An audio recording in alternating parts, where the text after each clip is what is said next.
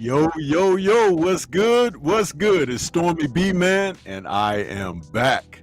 Welcoming you all to another edition of Nerds on Culture. This is number 28 for this Monday, January 2nd, 2023. And we're ringing in the new year with a new show. And we're calling this one Be All the Nerd You Can Be. And that is what it's all about, man. We are glad to be kicking this off with a fresh new year, with a show that we started last year and came up with this concept because we just wanted to be able to literally let our hair down as we enjoy parts of culture that are near and dear to us and that we nerd out over. So we decided to call it Nerds on Culture. And that's, though it's spelled Noids, it's just a play on words. You can call it nerds, but it was something that I had spoke to Drew Titan about. He and I share some interests that are similar. And we were like, man, it would be great to do something like this and bring a show to you all. And there has been quite a positive response to all of this. So we are glad to be back with you guys for a new year, new start. And let me introduce my brother and partner and co-host on this show, Drew Titan. What's going on with you, man? I just ordered a shirt. Yeah. I don't know if you heard the Streamlabs message. It played while the intro was playing. That was that extra little music you might have heard. So when someone does order merchandise or send a super chat on this particular app, it pops right up on the screen just like it does on my OBS. So That's awesome. All of that works very well. So we back in the building, man. As you can see, I got a couple of I'm doing my dual nerd tonight. I got my Avengers backdrop immediately on me, surrounded by the Justice League behind that. So it's like I'm doing my thing this evening, man. I'm totally geeking out over here. Let's do it, man. I mean, we just gonna flow this evening. Yeah. No particular topic, but everything is a topic. Yeah, and let me pull the chat up here because I see we got brothers and sisters in the building a little early with us this evening. Let's see what we got going here. We got Shower in the building early. Salute to you, Queen. She's out there with her greetings out there and the emojis. Appreciate that. Stephen L is in there saying good evening. Good evening to you. Appreciate you, Stephen. Who else we got out there? Sylvestri's out there. What's good? What's good? It's nice to see some faces that haven't been around. And you know what? That's great because you know what? As we stated, and doesn't it seem like it was just a couple of days ago that we did the last show? These days are flying by, man. Flying by. See, already. We were telling people, don't be bashful about being a nerd. You know, whatever you are a nerd over. You know, some people collect books. Some people collect knickknacks. It just, you know, hey, man, this is what it's all about. And it's called Nerds on Culture because that's what we geek out over. My taste might not be yours. Yours might not be his. And his might not be hers. But we all have something that we geek out over, you know? Yeah. There are people who collect Jordans. You know what I mean? And got the original pair and everything. You remember Jordan told that story about he went back for nostalgia's sake and tried to wear them shoes, the first ones, and it like messed him up. His feet grew. He said his feet grew. He said his things tore his feet up, man. I was like, why would you put that on, bro? Why would you? Yeah. So we got Sylvester out there. Yave is out there. What's good with you, man? Who else we got? Picasso is in the building. Ha! Picasso said, new nerds. Okay. Nothing wrong with that, man. Welcome. So yeah, we're kind of freestyling it this evening, and it's great, opening the new year talking like this, because we're gonna have ideas and we're gonna have more audience participation in the show this year too, by welcoming you guys. Some of you might have a story to tell, and we can bring you on and let you, kind of tell your story a little bit, or share something. If you've got a collection and you've decided to videotape something or whatever, and say, hey, you run it by Drew or myself. We both have emails, and you guys can, send stuff to us, and we look it over, and hey, because this is a community experience here. You know what I mean? That's what that's all about. Big time. So we got more people coming in the building. Anthony Bolton, I see you out there. What's good with you? He says, like the new Captain America, he's black, so he can fit the narrative, the story. Well, it's not new. It's a part of what went down in the comics. That's why, that's one of the things I really like about Kevin Feige and how he does certain things, because he will lift stories, from the comics, even if he has to change some things up cinematically or whatever, but it is true to source material. That's just like if you guys watched what was it, The Falcon and the Winter Soldier or whatever it was on Disney Plus. I forget the names because they got all them shows, but by the time Sam showed up in the Captain America suit with the shield and everything, man, he looked like he stepped right off the pages, didn't he, Drew? Sure did. He looked just like they drew him in the comics, and I was very impressed because it didn't look cheesy. They found a way to make it look like it looked in the MCU, because the MCU has a certain way that they go about making the transition from page to live action. And they do a very good job of that. And that's one of those things that I like about Kevin Feige, and how he wants to do that and incorporate that. A lot of the things I didn't mind Feige going in a certain direction. And I know we complained about him giving the directors free reign on producing and writing and directing some of their stuff. Like Thor: Love and Thunder was I want to forget that movie ever even happened. But this brother that they gave creative control over the Black Panther, I was so concerned about that film, but he pulled it off, man. I really enjoyed that film.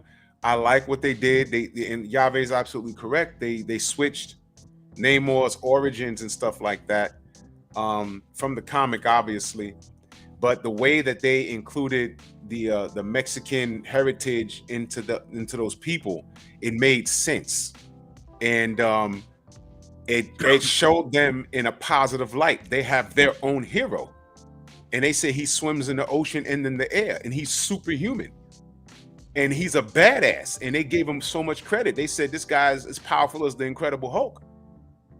And he was not like a superhero. He's sort of like he's in that area of gray. And they did it so well. And I appreciated that film, man. And so that was how to say it's hit or miss. That giving him creative control, that was a hit. That was a big hit. They pulled it off, man. I was very concerned. 100% agree with you. Another thing about that was because, remember, DC got Aquaman out there first. And they share similarities. Aquaman was actually created off of Namor, to be honest, because they've done that to each other over the years, Marvel and DC, since their inceptions. They've stolen characters and from one another and recreated their own. That's just like Thanos is forgive my camera, it look like it's freezing up from moment, but Thanos and Darkseid, they're pretty much the same. They were stolen from one another, even their origins and stuff like that, because Darkseid is from the New Gods, and Thanos is from the Deviants and the Celestials and all of those. So it's like, there's a lot of lore there. But what I like about how I give Kevin Feige credit for certain things that he's done that made a lot of creative sense and gave them their own creative licensing, because Aquaman got to the theaters first. They've had trouble with Namor because they still share the rights with Universal Studios of the Namor character until a certain year. I think it's 2024 or 2025, something like that. And the same with the Hulk, which is why they haven't had their own individual movies without Universal's input. They can appear in other characters' films, but not a film with their name on the marquee as their film. Right. But what he did with Namor is, since their their stories are quite similar, Atlantis and all that. The champs in the chat. Nonito, what's up? Nonito, Hey, Rachel, Nonito, what's good with you, man? He's out there. Yep. Let me wrench him up real quick. Let me wrench the champ up. Okay, I got Nonito and Rachel wrenched up there now.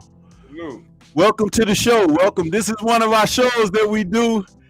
We nerd out on Mondays. That's that. So I hope that you guys can stick around for a few minutes and enjoy this. And salute to Anthony Bolton out there in that super chat. He says, I agree. 100, I agree. Kevin Feige's background was he worked under Richard Donner, who created the Lethal Weapon series. This explains the tone of the MCU films. Well, not necessarily the tone, but the sense of structure that he has, because he has an overall outline. And where I was going with what I was going to say about Namor is this. He found a way to make Namor relatable to a class of people. Yes. And see, Aquaman could have done that too, because they chose Jason Momoa to play him. But you see how they dropped the ball?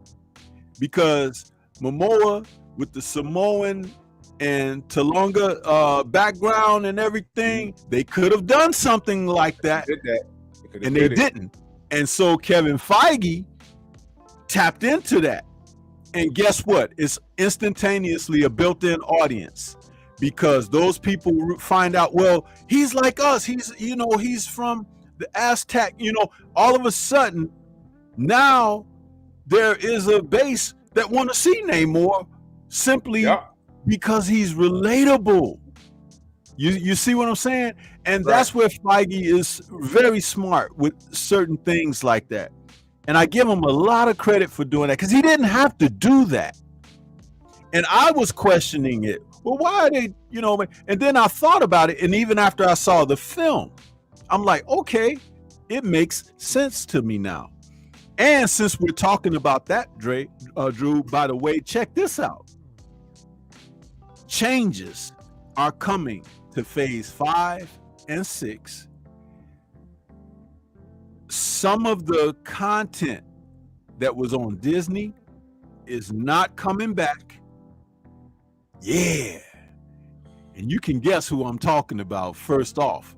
But it's not coming back. They're dialing that back. Some of those characters may still appear in films in the future and everything, but they realize what we talked about, the oversaturation of the market, how some things need a slow build by cinematic could give you something to look and wait for.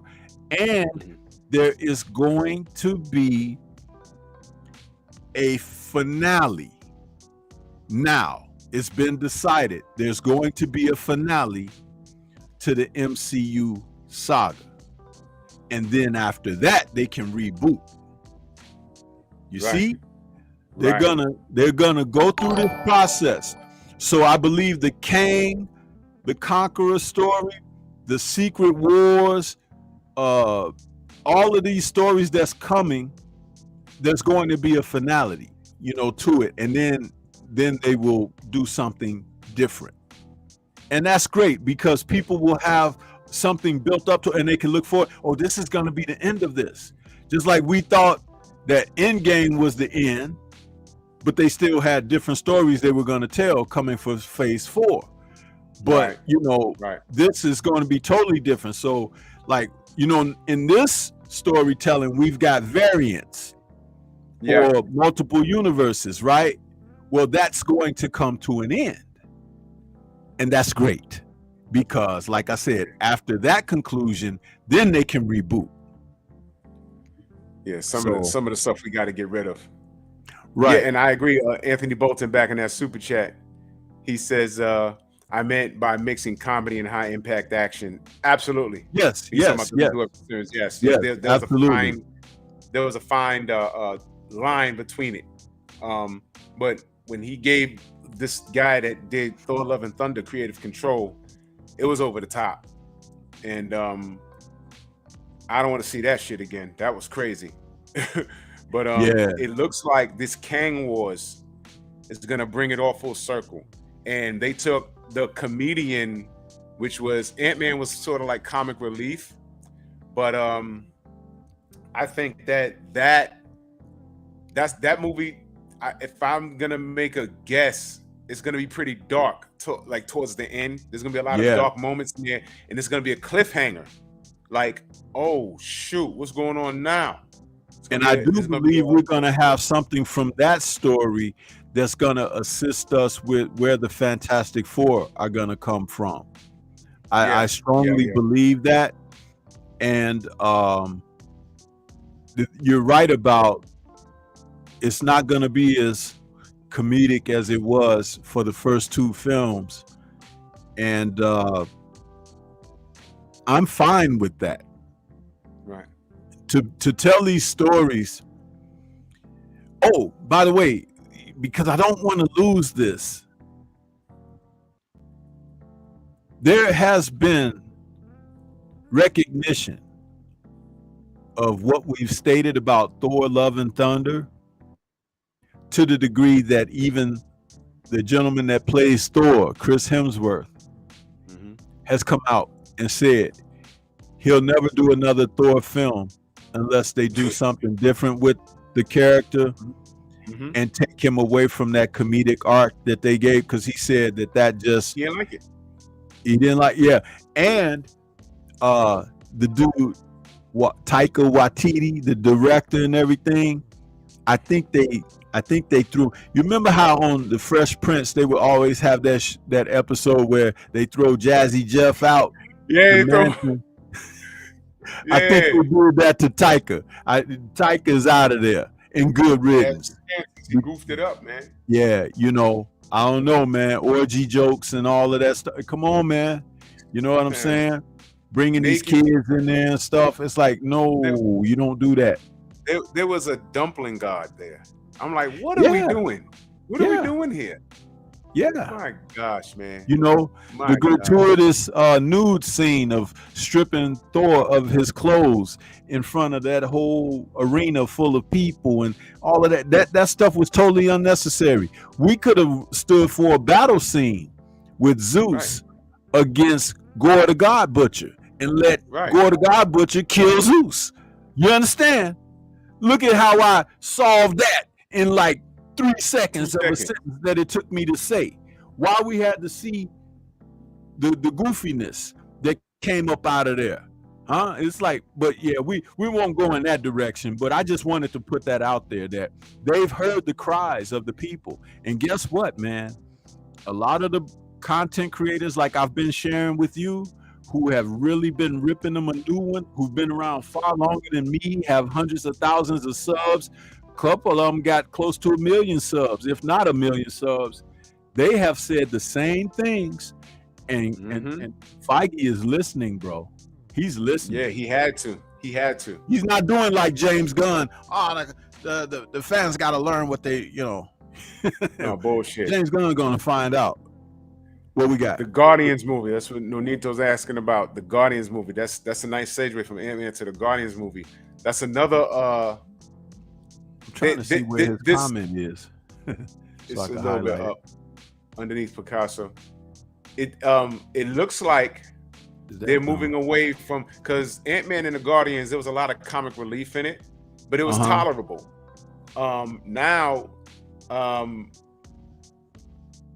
it seems like this movie is gonna have a pretty much dark ending towards the end, and that's setting the tone. It's gonna lead into the Kang Wars, and I can't wait to see it, because this Marvel Phase 4 was so aggravating.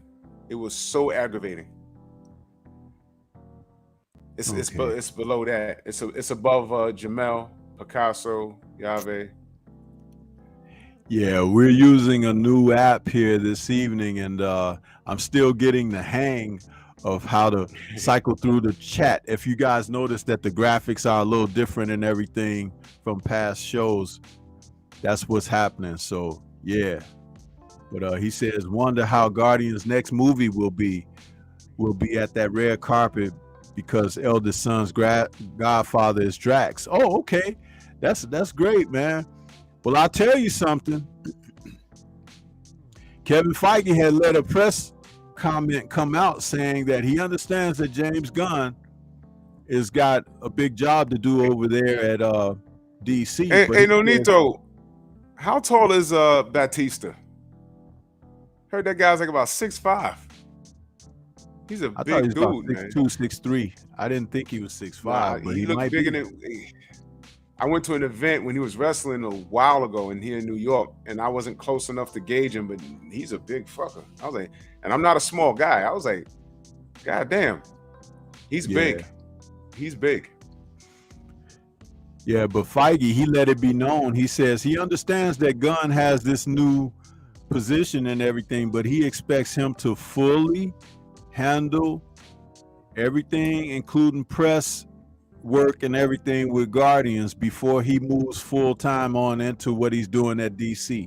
In other words, he's got a job to finish up over at Marvel.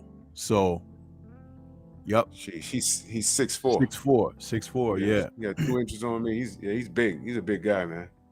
Woo. Yeah. So, but yeah, man, so that's exciting to talk about, man. That they're making. Can we talk about my action figures? Oh, of course, man. All you have to do is say ready. Because I'm ready to hear you too, man. So Christmas time, right? He said like he's gonna eat his son when he's holding him. Yeah, but Dave Bautista's a big dude, man. So Christmas time, right? Well, New Year's, right? Go to my mom's house. My brother shows up with this bag, and he says, "Yo, here, man, Merry Christmas." So I'm like, what the fuck he got me, man? It's, I'm thinking I'm gonna open the bag and it's gonna be some fake pool pillows or whatever. You know what I'm saying? I'm like, he's trying to punk me. And I almost fell on the floor. Look at this. Do y'all know what this is? Do y'all have any idea what this is? This is Muhammad Ali. Look. Ali Boumbaye. I had that when I was like 6 and a half, 7 years old, man. I think it was a birthday gift, if I remember correctly, that my dad gave me, man. That was. Oh shit! The goddamn shoe fell off. Ken Norton, y'all. I got Ken Norton in Ali. Dude, that is so awesome, man. I got 2 of them. This one, the foot's it's broken, but let me get the other one. That's okay. I ain't mad. Look at this. I got Ken Norton, y'all. Look at that. You about to have a match right now. Match right now, yo. Look. Yo, man. In the Bronx, they fought at Yankee Stadium in the Bronx. Yeah? You can't touch me. You ugly. You ugly, Ken. Look, the head movement. Why you got on headgear though? Yo, I was like, yo, bro. Oh my gosh. Do y'all know a lot of these action figures are older than a lot of y'all. Exactly. That's Yo, hey, that is crazy, bro. man. I think that thing is older than Nonito. Yeah, right? That's Ken Yeah. Norton. Yep, that's Ken Norton. Look at that. Put Ali up close to because Ali looks just like Ali. Look at him. Oh my goodness, man. Look at that. Oh man. Dude, You that trolls is better so leave the cool. LDBC alone. That is so cool, man. Yo, man. Like I said, your brother is a true winner for that one, and he had to been watching you, Drew. He had to been watching you on your show because we talked about this stuff, and we did a show where we talked about those. You talked toys. about that, yeah. I'm like, it was you. That was he was like, I don't know what you're talking about. Yeah, Nonito, we did a show. If you go back in my archives, we did a Nerds on Culture show where we talked about toys from my childhood. And we actually talked about those figures along with other ones, Tonka trucks and all of that stuff. We talked about all of that. And then here for Christmas, his brother gets him the Muhammad Ali toy from 45, 50 years ago. Man, it's right up the alley, man. I got a starting lineup. Sugar Ray Leonard with the card. Oh man. Man, this is some awesome stuff, man. And look at this, y'all. Where my 70s cats at? I got Starsky and Hutch. Now you just need the car, bro. You gotta get the car. Man. You gotta go on a quest. Listen, yo, it's out there. It's out there. You know. You can't just keep Starsky and Hutch. You got to get the car, bro. You got to get the car. And I'm going to be on you about that. Because it's like, you got to get the car. Then we can come back and do a show on it. These were, I mean, when we were kids, man, we used to be like, yo, what's the better car? Starsky and Hutch car, Dukes of Hazzard. It was called the General Lee, right? Yeah, the General Lee. I would never be caught dead in that fucker now. When I was a kid, it was cool, but you know, when you get older, you're like, whoa, what the hell? Exactly. You know, Knight Rider kills everybody. And Knight Rider was, man. Who else had a car that was pretty iconic on TV? Oh, Picasso, yes, Chips. Yeah, buddy, John and Punch. Yep. Oh man, it was Dukes of Hazzard, Starsky and Hutch. I really think I'm missing one. But I'm definitely gonna get the car. Dude, when I was a kid, they had this Batmobile that was made off of the. It was made off of the 1966 Batman TV series. Yeah. And you could it was battery operated, and when you wound it up or something, it's like it made that same sound that the Batmobile made on TV when it was driving like that. Yeah. Little smoke. It had this little smoke that would come out the back of it where the flames would come out from that. Yeah. Man, I love that car, man. I kept that car for years. Jimi Hendrix. I fucks with Jimmy heavy. He got me this. Man, this was like the best Christmas ever. But wait a minute now. Come on now, what y'all know about this right here? Now that's my favorite character, Captain America. Yeah, Stormy's corny like that. I like the good guys. I like Captain America. But that, man, I had my mom going to several Toys R Us and everything back in the day to get that Captain America figure for me, man. I had Spider-Man, Captain America, the Hulk, and Ben Grimm.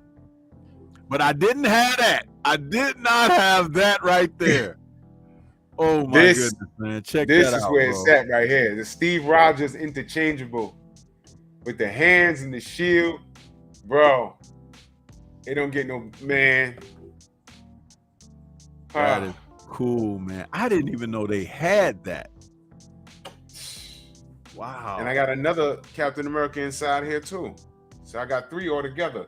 They had, you know what I had? I had a large size Spider-Man and Superman, and I had a large size Hulk.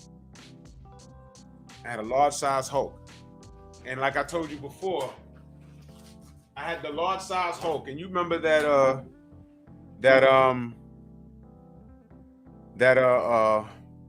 what is it? That monster that used to fold up and let the air out, and he was like Stretch Armstrong's villain. Yeah. Yeah. I forget the name of the character, but yeah, they were That made was so the same dope. way. Yeah. I used to make him fight the Hulk and pretend that was the Abomination. Yeah. Picasso just mentioned something. Battlestar Galactica. You remember those Yes. toys that came with that? That was like Yes. the TV version of Star Wars. It was Yes. like, yeah, buddy. Man, oh man. We had real childhood. Hey, We had a real childhood. Speaking of Star Wars, you know that Disney Plus got their shows that they're doing. They say that like the next Mandalorian series, they got another Clone Wars that's coming. That Hayden Christensen and Ewan McGregor, they will be a part of this, and they have a new de-aging technology that is not like what we've seen before, and it perfectly makes the guys look whatever age younger they want to make them. And they said that they're working on the technology. It's not yet perfected, so that they're going to do some flashbacks in the Ahsoka series of Anakin as a Padawan of Obi-Wan's when he was about 13 years old. So they're hiring this young actor to play Hayden Christensen because that technology is not quite ready yet. But they were saying, and probably by the end of this year, it will be ready. But of course, they got to make the show. But this new technology, they're saying that they can make a person look that's, like Harrison Ford is 80 years old and he's playing Thunderbolt Ross. They could make him look like he looked when he was Han Solo. Right. That's how that technology is. They did it with Tony Stark. Right, but they're saying it's better than that. It's better. It's a different technology, and they won't say what they're using.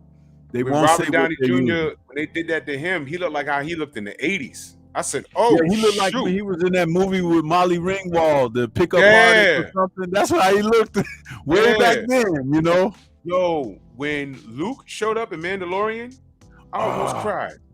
Dude, that was one of the best surprises, and I'm surprised that didn't get out. It didn't leak. Man.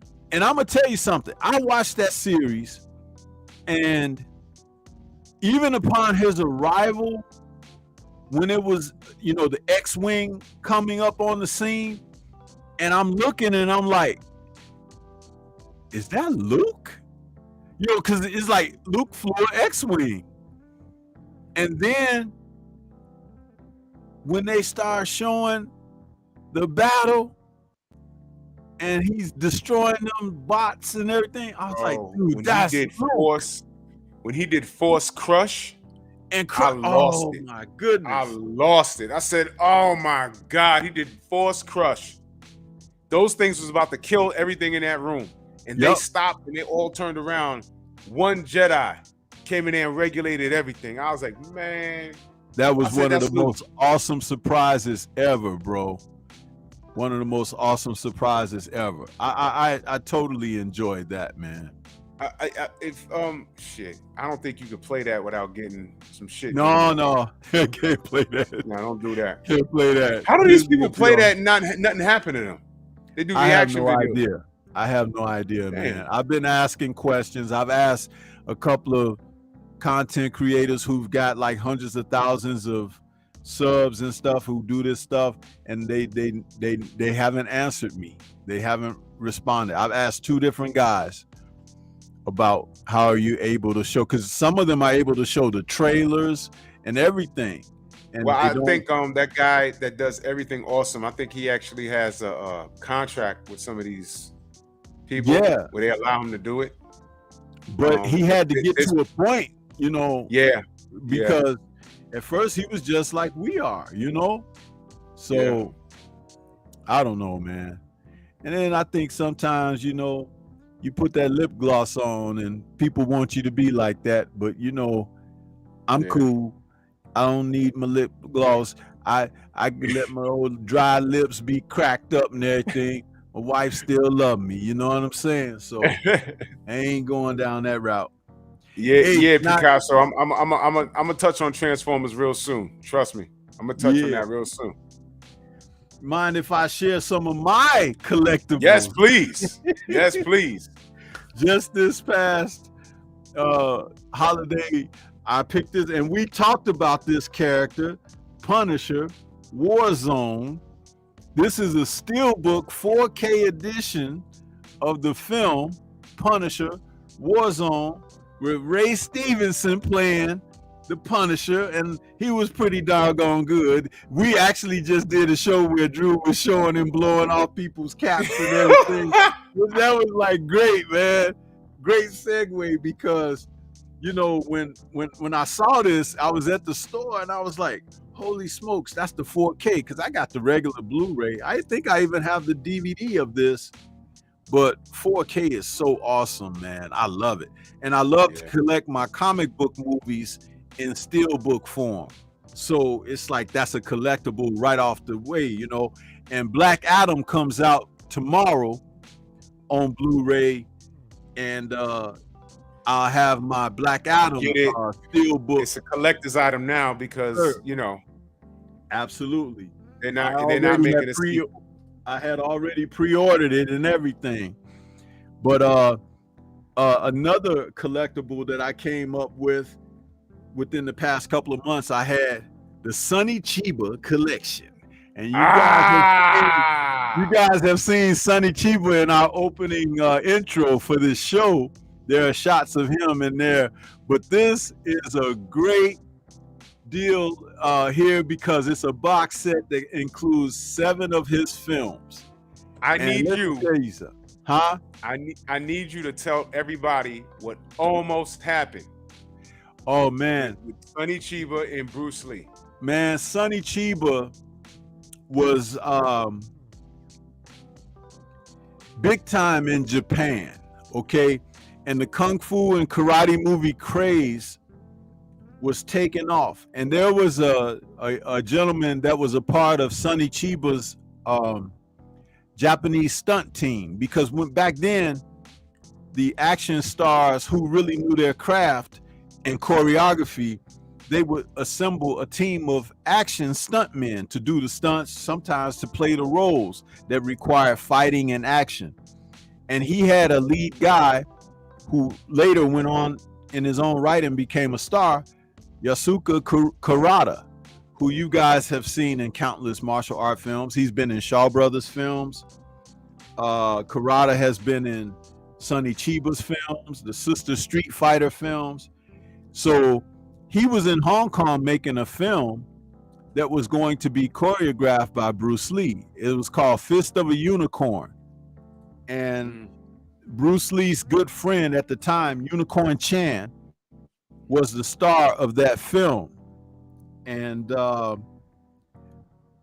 it's like my camera's frozen. You guys can still hear me okay, right? I can hear you.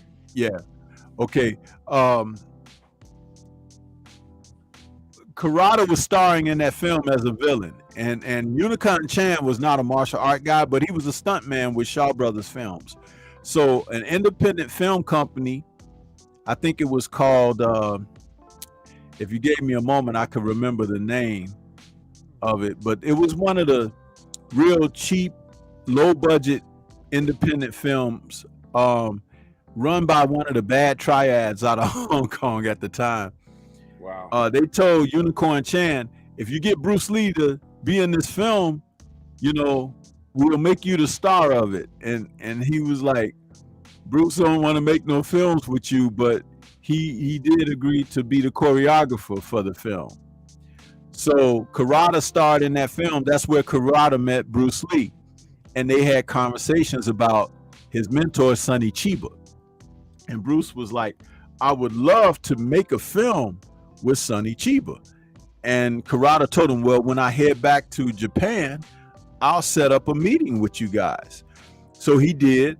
And a few months later, Sonny Chiba had spoken with Bruce Lee over the phone and everything. And he had decided to come out to Hong Kong to meet him, to talk about a film proposal that Bruce had for him. And when the plane landed in Hong Kong and Sonny Chiba got off the plane, he was walking past the newsstand and he saw the newspapers all reporting that Bruce Lee had died. And he was like, what the?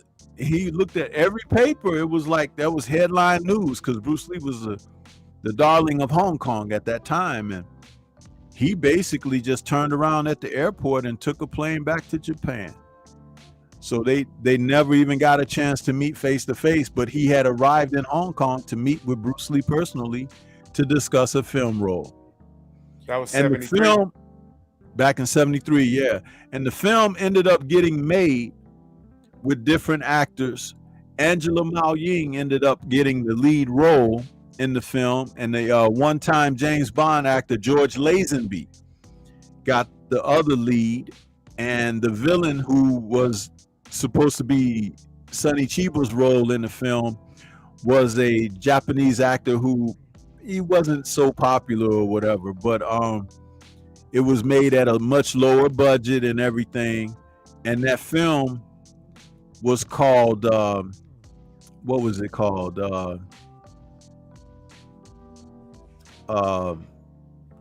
Forgive me, guys, because I got so much in my mind right now. But that film got made, and it didn't make a lot of money or anything. And George Lazenby had to stay in Hong Kong to make 3 different films to make up for the money that Bruce Lee had told Raymond Chow to forward to him to star in it. So, but that was supposed to be the movie that he and Sonny Chiba starred in. So basically, unfortunately, we missed a good one, because Yeah. that movie would have did exceptionally well, and there'd have been a popular demand for them to do other films together. Yeah. And that box set I have here, it has 7 of his films on there. Yakuza Wolf Part 1 and 2, The Bodyguard 1 and 2, Shogun's Shadow, Samurai Reincarnation, and Swords of Vengeance. All of those films were pretty damn good action films by Sonny Chiba. He also played a Japanese secret agent in Go-Go 13. Yeah. Familiar with that character? Made some pretty darn good films, man. Which was why, like, when Quentin Tarantino was smart enough to go and get him just to do a cameo in Kill Bill, that was awesome. And he made him the man who designed the Hanzo sword. Yeah, and yeah, you know, yeah. Hanzo is a real character in Japanese lore, you know, and that was you know, something that Quentin Tarantino really scored a huge coup when he got Sonny Chiba to play that role in there. So yeah, but I've got some, Go ahead. No, go ahead. I was gonna say I've got some more that I wanted to share, like in early 2022, after waiting for a long time for these films to come out in this box set. Forgive me, 2021 is when I picked this up. But this is a criteria collection of the Bruce Lee films.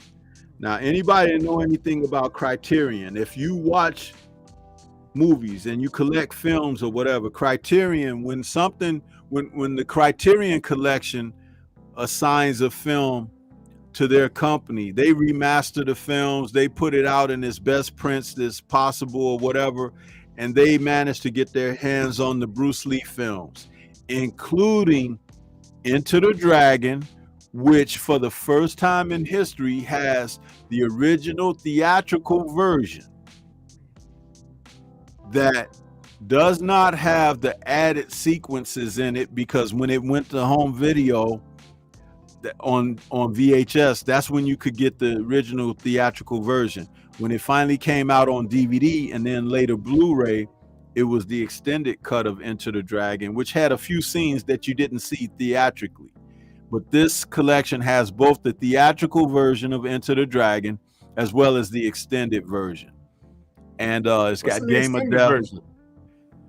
Well, there were 2 scenes in the theatrical version that were cut out before the film was released to the theaters.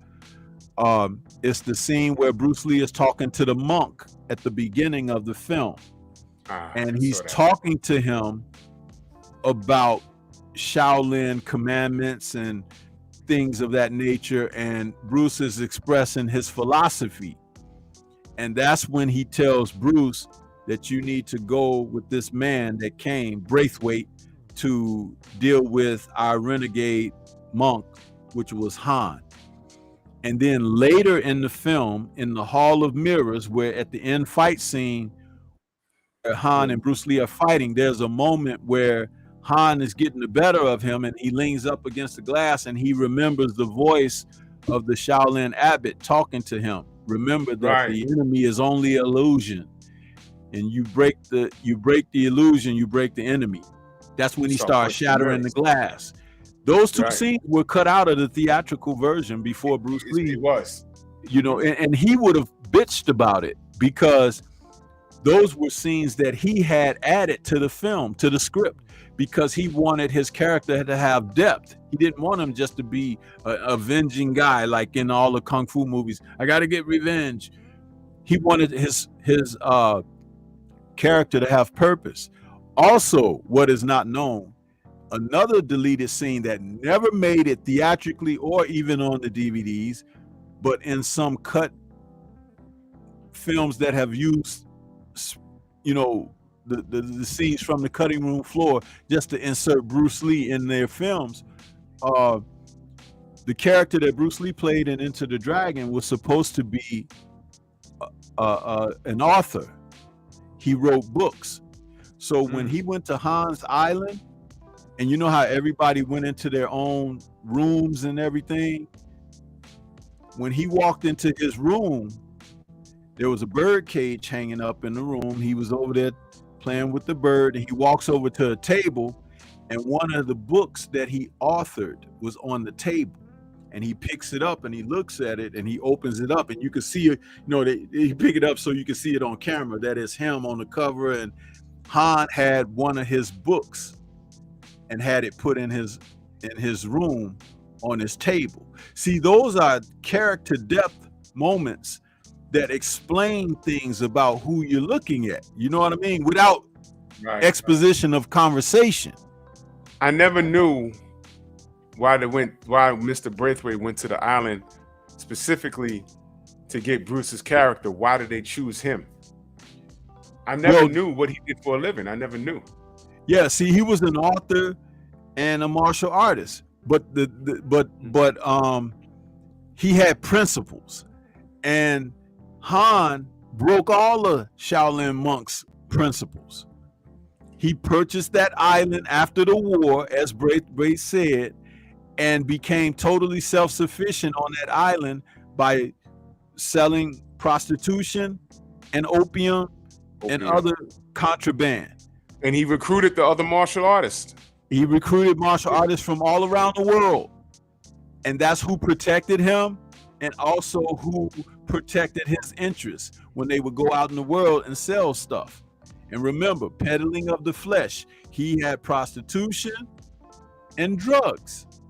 And at 1973, that was really that was kind of heavy, man. You know what I'm saying? And for a Kung Fu film, that's why Enter the Dragon is like really a special movie. But you know, I haven't done a Kung Fu film focus on that yet. But when I do, I hope to go into all of that, because There's a reason that the film was profound like that. And the title itself, it was originally scripted as Blood and Steel. Really? All through production, that's what it was. When the film wrapped, Bruce Lee, who had made a film prior to that called Enter the Dragon, Way of the Dragon was originally titled Enter the Dragon. And Bruce Lee said, before he finished making the film, I'm going to change this title to Way of the Dragon because it's a film made by me. I was the star, the director, the writer, the producer, everything. So it was my way. I did it. So Way of the Dragon. But he said he saved the title Enter the Dragon for something greater. And when Warner Brothers had him make this film, it was his introduction to the world as a star, starring in an American production as the first Asian American movie star being introduced to the world in his own starring vehicle. So he wanted the title change from Blood and Steel to Enter the Dragon. And the producers at Warner Brothers were like, we're not going to call it Enter the Dragon. We're actually thinking about changing it to call it Hans Island. And Bruce Lee said, if you change this title to Hans Island, I'll never make another film for you. And then they told him, after mulling things over, because they had seen the rushes and everything for Enter the Dragon, they knew it was going to be a hit. They relented and they told Bruce, the film will carry the title that you want, Enter the Dragon. And then 6 weeks before the film was released, Bruce Lee passed away. He passed away right before it released. And he had a guest appearance where he was supposed to appear on Johnny Carson. The film was supposed to open in late August. And like that week before in August, he was supposed to appear on Johnny Carson to promote the film, but he passed away. Unbelievable. But y'all want to hear a real Chuck Norris joke? Bruce Lee kicked his ass. Whoa! What?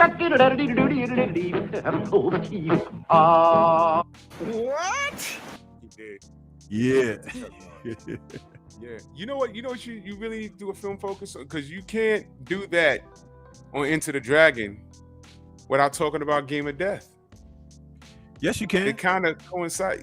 No, they don't. No, no, not because you know why I say that.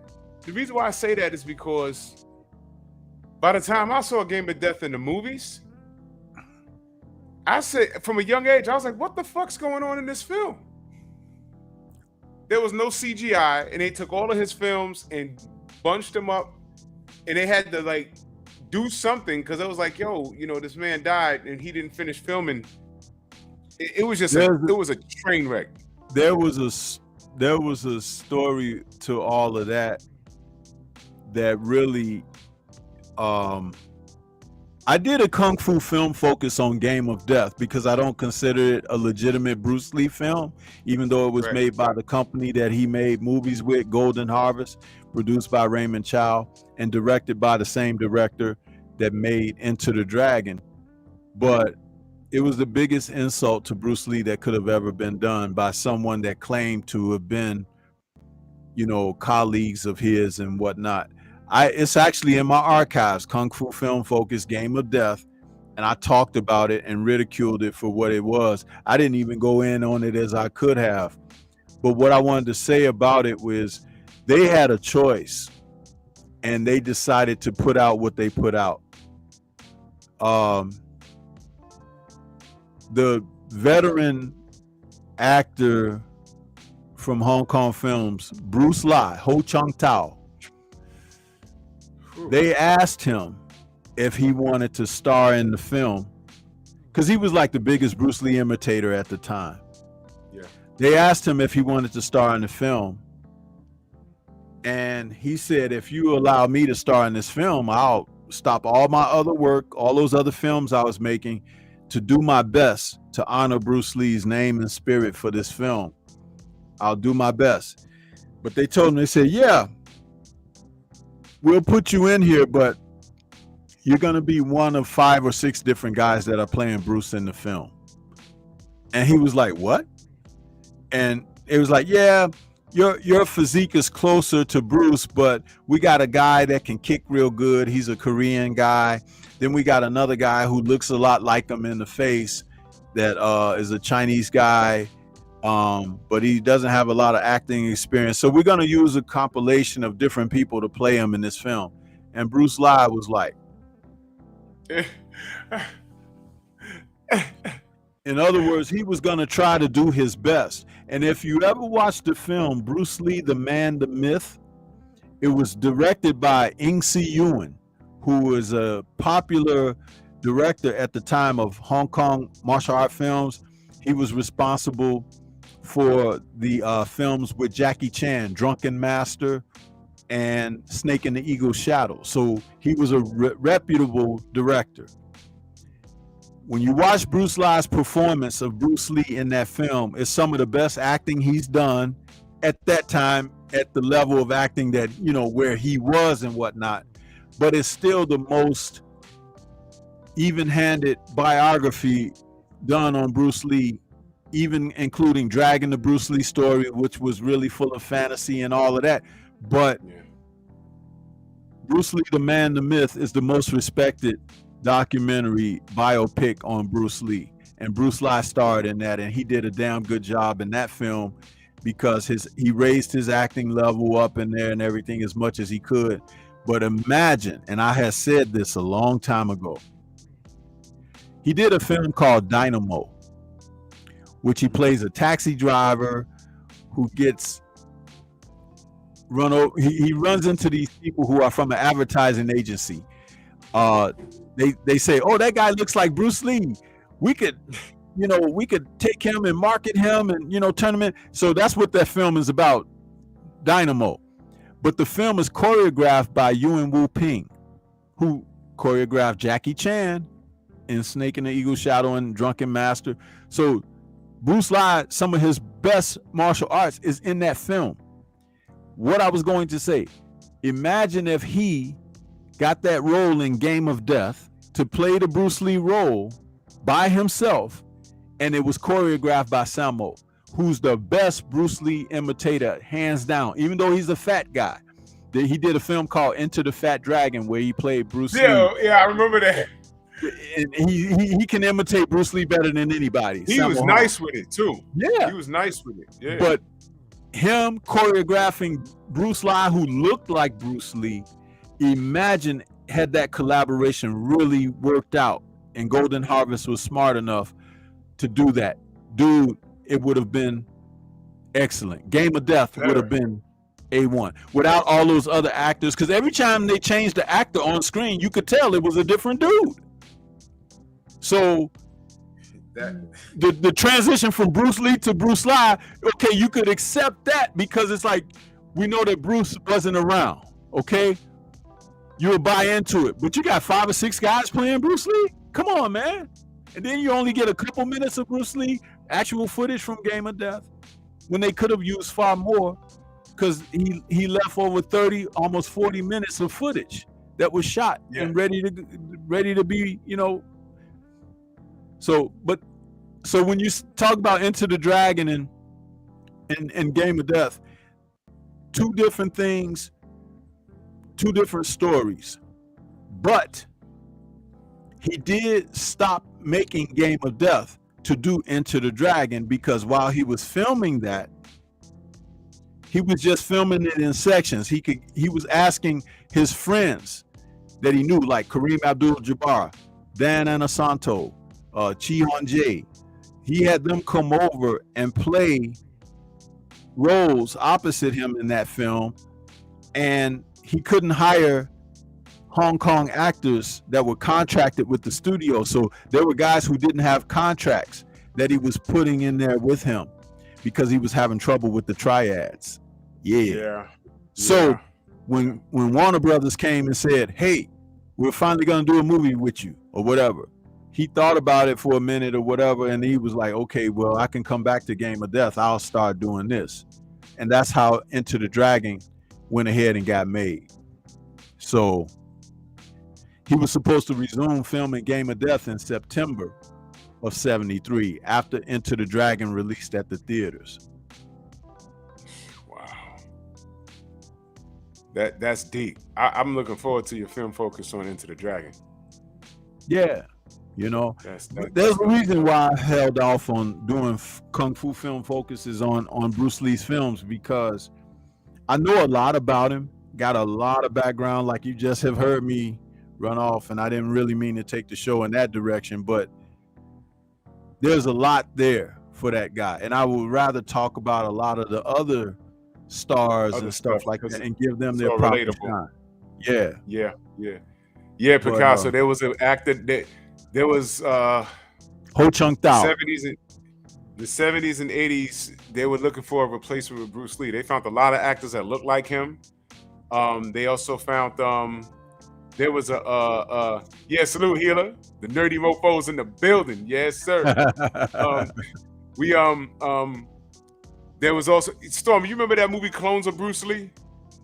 Oh man, how can I not? I saw that in the movie theater, like, 42nd Street. Clones of Bruce Lee. I remember that. And I told you I did this Kung Fu film focus on Dragon Lee's The Last Fist of Fury about a month ago, and that's one of my highest rated Kung Fu film focus. I had more views on that sucker, you know, for a just released version, right, of that show.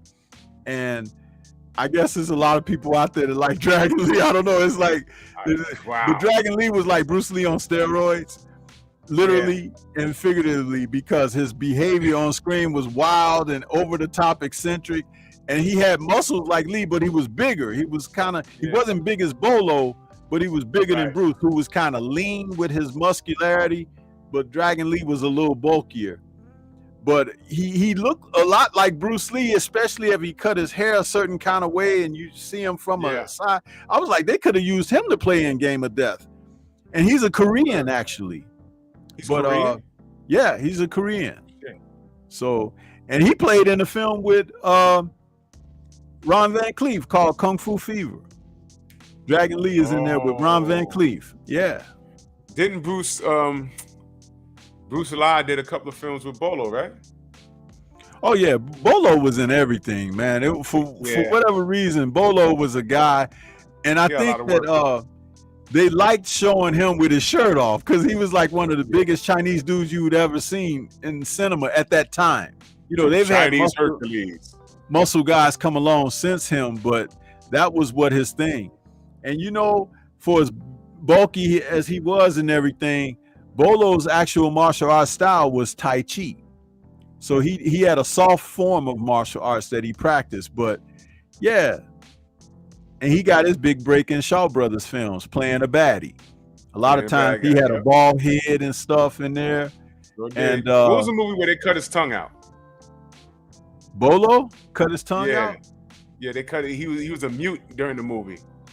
That might have been Bolo the Brute, I think that was Bolo the Brute, which was a film of his that I have not seen. Every time I had a chance to watch it, I didn't ever watch it because I was like, it was weird to me that they had given him his own starring film, and I've watched him in so many other films getting killed all the time and stuff. I was like, they killed him off more than black people in the 70s. Bolo always died, and it was like it was tripped out how sometimes I think they was inventing ways to kill him.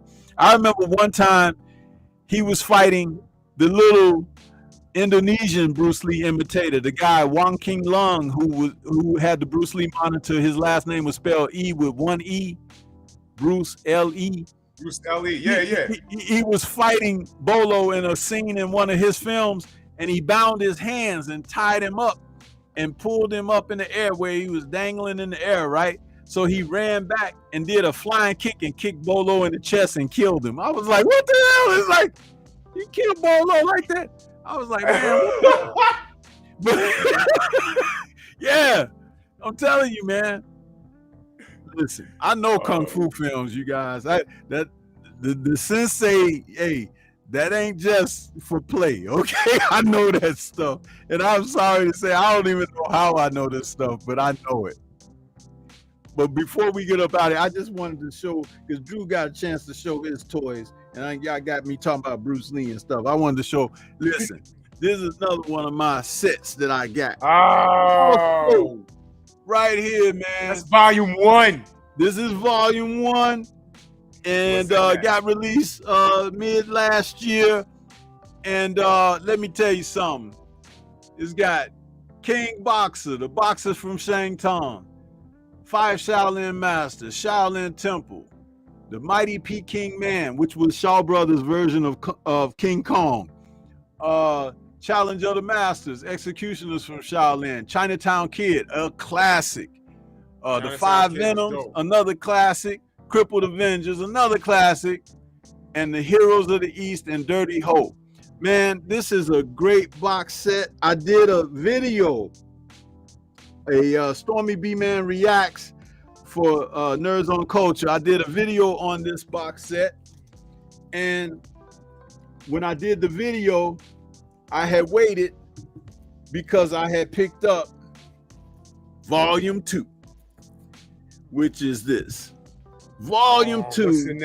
What's in that? This one has 36 Chambers of Shaolin, Return to the 36 Chambers, Disciples of the 36 Chambers.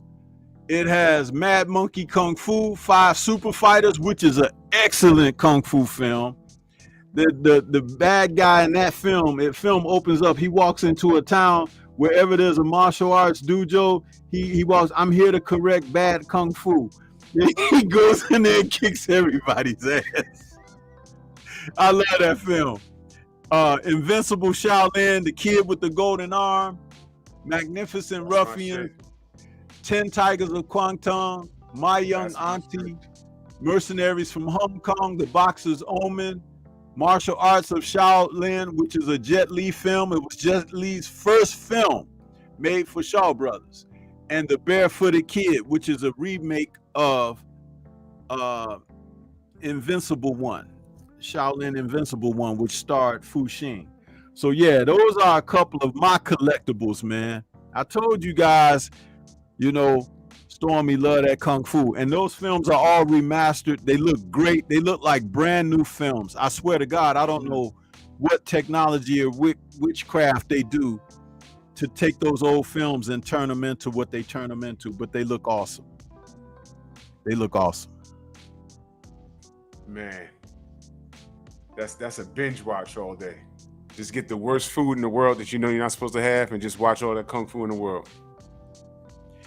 Yeah, I enjoy my Kung Fu, man. I tell you, sometimes I'll sit down, I'll watch a couple of them. Sometimes I'll go through my stuff and I'll just put on a certain scene because I just love it, you know, a certain scene, and I watch it, and then, cause, you know, I got the surround sound and all that stuff. I listen to all of that, and I'll be like, sitting like I'm in the theater, man. It's like, I'm a big old kid when it comes to that stuff, man. Can't help it. Man, that's what's up, man. I love it. It's better than being strung out somewhere or something like that. That's what Yabe just said. Comfort food and movies is priceless. Comfort food, movies, it's priceless, man. You know, when you got a minute to yourself, watch a movie, eat some food, and then take a nap and get up and do it again. You know? Yeah. Manage your family allows you to. Yeah. Yeah, man. Man, this was great, man. This was great. Show goes fast, man. It does. It does. And that's why I said freestyle for tonight, because I know we'll find things to, you know, drive the show forward. But yeah, we'll plan the show for next week though, but I'm glad that we were able to share some of our personal you know, nerd items, I guess I would say. So any final thoughts or final words, man? People always remember your childhood. and be in touch with it. It keeps you young, keeps a smile on your face, because being an adult really sucks sometimes. Responsibility really sucks. And then when you get a minute, I promise you guys, man, when you guys get a minute to yourself, turn your phones off. All right. Pop in a movie where you didn't have a care in the world. When I saw every Shaw Brothers film, I wasn't paying no goddamn bills.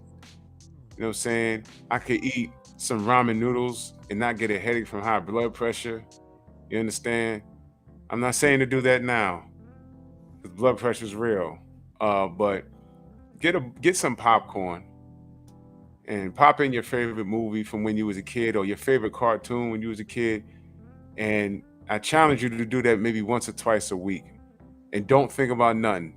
Don't get stressed out over anything. If boxing stress you out online, don't cut it on. You understand? Because sometimes we get in a crazy point of our life where we look for shit that gets on our nerves, even on YouTube, and you think you're having fun, but you're not. If you're getting on a weblog, or you're getting on someone's YouTube channel and you're fussing with people in the chat, you're not having a good time. Turn the shit off. Turn on a movie. Your favorite movie from when you was a kid, your favorite music. There's music that you can hear, that I hear, and I remember exactly what I was doing in life, and it was always a great time. Okay? Discover your inner youth, all right? Get your inner nerd going. Remember your hobbies and just think about it. Take an hour or two to yourself. When I'm in the gym, I'm listening to my rock music, and I'm also reminiscing about what it was to be young, not paying bills, without a care in the fucking world. It makes me feel a whole lot better. It really does. That's what this show is about. Reminiscing and talking about stuff that's entertaining. There's no need to fight with anybody here. You know what I'm saying? That's why there's no trolls in here.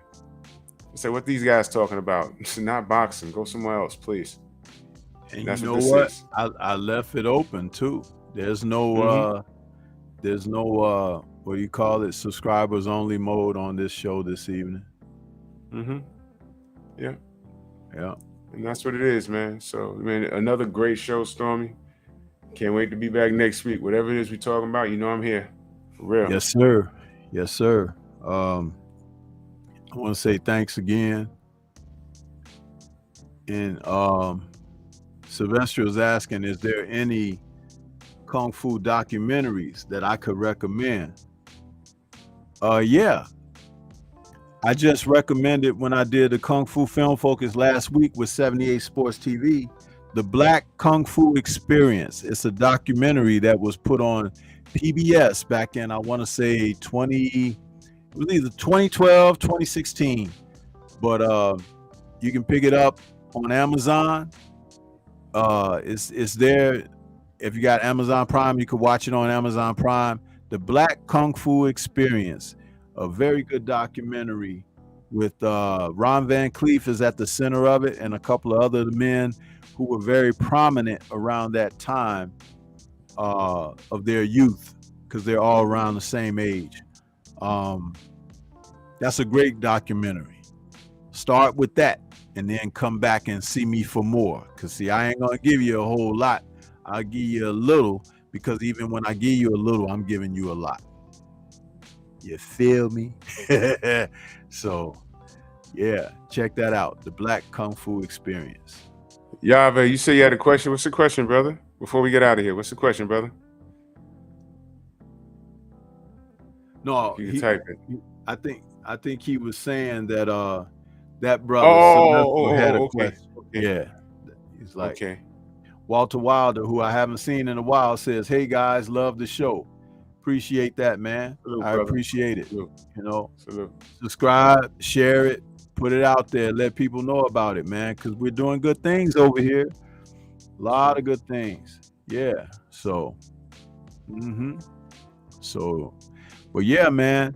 I want to say thanks for, being a part of this with me. Look forward to doing some mighty good work as we venture on into 2023. And again, we'll be taking notes from the people who tune in to us, because some of them may have experiences that they want to share and or things they want us to talk about that we can be familiarized with. So it's all a part of that. So I want to say shout out to the mighty LDBC. All of you guys, take your energy over. Who's going to still be up? Drew has the Painful Excellent podcast coming up in about 10 minutes. And get ready for that. And I got listen, I got premieres popping every day, every morning this week. They're already ready to go. You look out there tomorrow morning, there's a premiere. Wednesday morning, there's a premiere. I got one ready for Thursday. Listen, Stormy is up to his game, up to his work. And if you guys checked out my premiere today, it was on Clarissa Shields and how she let the cat out the bag about that weight bully that she just beat up. So enjoy. That's all I can say. But we out of here. Peace to everybody. Happy New Year. And we'll catch you guys next week, man. Yeah.